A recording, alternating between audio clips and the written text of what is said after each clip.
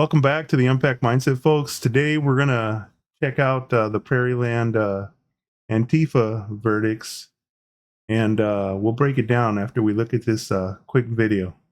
So, yeah, let's check it out.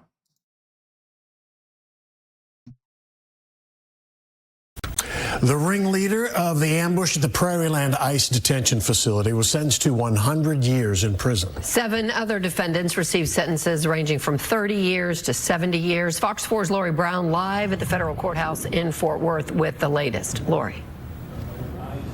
Heather, Acting U.S. Attorney General Todd Blanche said in a statement that these sentences make it clear that terrorists who threaten law enforcement as well as federal facilities will face swift justice. This all happened July 4th. Last year, the group of protesters set off fireworks that damaged buildings and vehicles at the ICE detention center in Prairieland. Alvarado Police Lieutenant Thomas Gross responded to the report of vandalism. When he arrived and began issuing commands, Song can be heard on body cam video yelling, "Get to the rifles." Prosecutors say he then shot Officer Gross in the neck. Gross survived and returned to active duty. Prosecutors called the attack an ambush orchestrated by Song. They say that he and other participants are members of the far-left movement known as Antifa. Defense attorneys argued there was no ambush and that the event was intended to be a peaceful protest to show support for immigration detainees. The case marks the first federal indictment involving Antifa-related domestic terrorism charges. Attorneys for Song and Zachary Evitz spoke with us right after the sentencing. They said that they believe politics influenced the length of the sentences. They range from 30 years to 70 years for the 7 co-defendants and 100 years for Benjamin Song. Mr. Song, aside from this day, has an impeccable life. A former Marine, a good student. He had a lot of good qualities that were just ignored, and the judge went ahead and gave as much as he could. Judge Pittman said in the trial, which it stands out to me because it's one of the few things I agree with, that the government might just as well have called it I think he said the Methodist Women's League of Weatherford, for all of the impact it had on this trial. So this wasn't about proving that there's an Antifa or that any of these people are in it. It was just, in my opinion, a dog whistle to give certain people in Washington, D.C. what they want to hear. Acting ICE Director David Venturella said.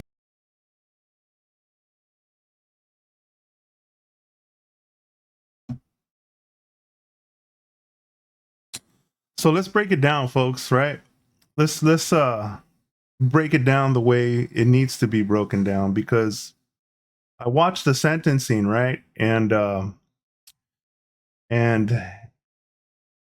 going to tell you exactly why this verdict matters. Okay, today the day that they read the verdicts, it wasn't about politics. It wasn't about left versus right. It wasn't about protest, really. The verdict was all about accountability, right? The kind that doesn't care about what patch you wear or what ideology you scream or what hashtags you hide behind, right? And at the center of it all, Benjamin Song, right? The so-called leader of this Antifa-inspired cell, a man who wore the uniform, of my beloved Marine Corps. Let's let that one sink in for a minute, right? Let it sink in. He's a Marine. He's a individual who took the same oath. I'm not going to call him a man, but he's an individual who took the same oath like the rest of us, and a man who trained an individual who trained in discipline, tactics, and responsibility. And according to trial evidence, he used that training to recruit, arm, and direct a group of people into an attack on a federal facility, folks. That's not a protest. That's an attack. Because here's what the evidence showed, right? Song wasn't just involved.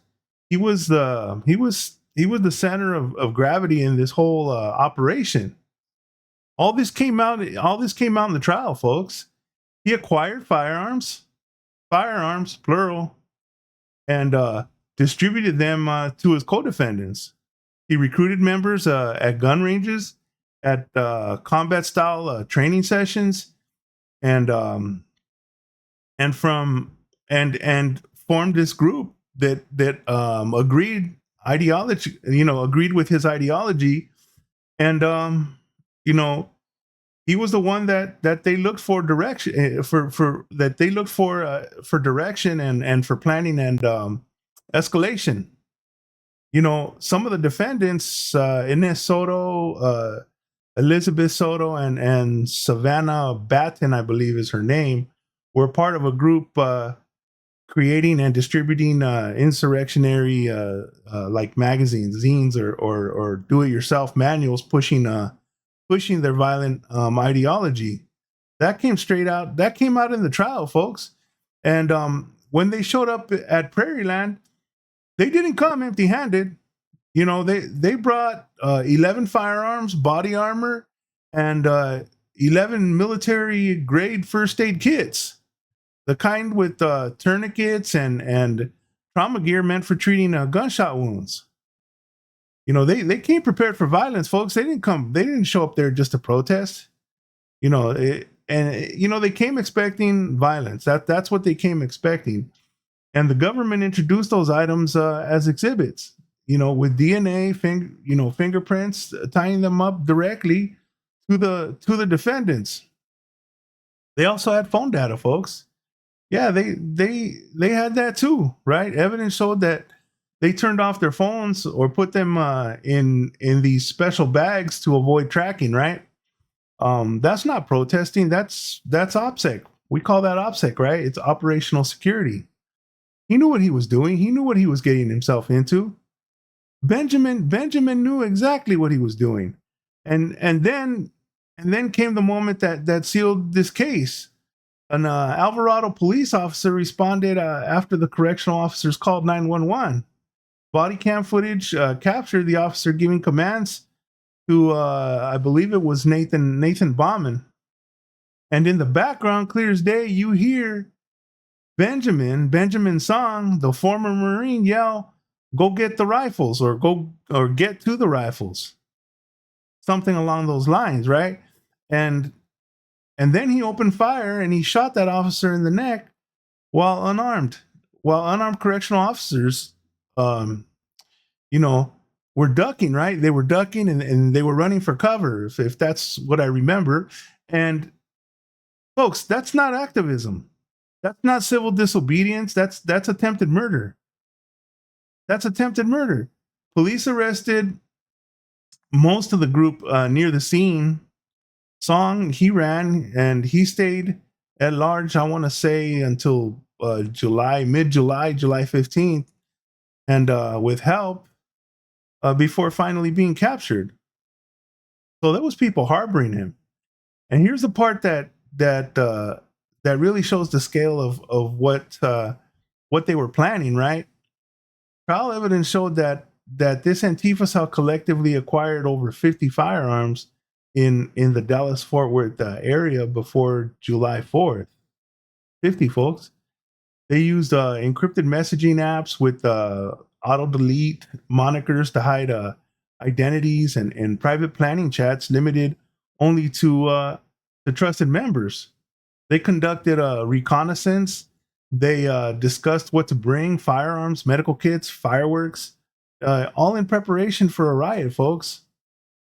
That's not a simple protest. That is not a simple protest. So this wasn't spontaneous. This wasn't emotional. This wasn't political. This was an organized attack on that facility. And that's why the judge didn't blink an eye when he handed down 100 years to Benjamin Song. He had it coming. He had it coming. He made that shit sandwich and now he's eating it. Not because it's got nothing to do with politics.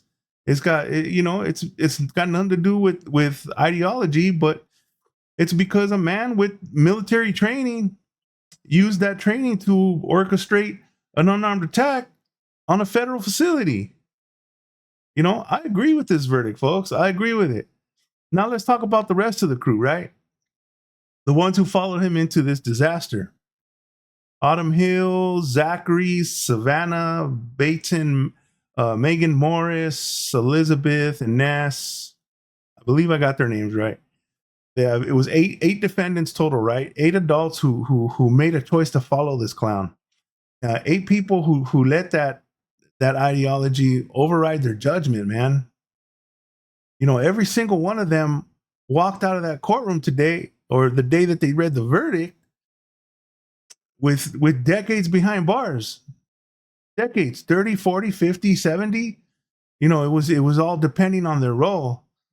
Some helped plan, some brought gear, some acted as lookouts, some participated directly in the assault. But they all played a part. And the judge made it clear. If you participate in an attack on a federal facility, you're going to go to prison.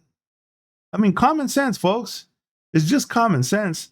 Here's the truth nobody wants to say. Benjamin Song's Marine Corps background did not help him. It didn't help him at all. It actually hurt him, right? Because because the court saw what I'm seeing, right? A man who knew better, a man who understood tactics, escalation, and consequences. A man who took the discipline that he learned in the Marine Corps and twisted it into something destructive. And that's why the hammer came down so hard on him, man. You don't get to weaponize your military training against your own country and then cry foul when the system responds. I mean, that's just stupid, right? And you don't get to attack officers and call it activism. You don't get to terrorize a facility and call it justice or some simple protest. Actions have consequences, folks. And today, the Prairieland Eight, they learned exactly what those consequences look like. So yeah, I agree. I agree completely with the verdict. I agree with the sentences, because we're going to talk about accountability. Then accountability, if we're going to talk about that, then accountability has to apply to everyone, folks, and not just the people we disagree with. Clip it, share it, folks. Let the comments, debate in the comments. But the truth stands on its own. We don't have to, try to, there's just no other way to escape it. The truth is standing on its own. So in my opinion, justice was served and it needed to be. Anyways, if you like this podcast, like, subscribe, and share. And you guys have a good night and enjoy your weekend. Thank you.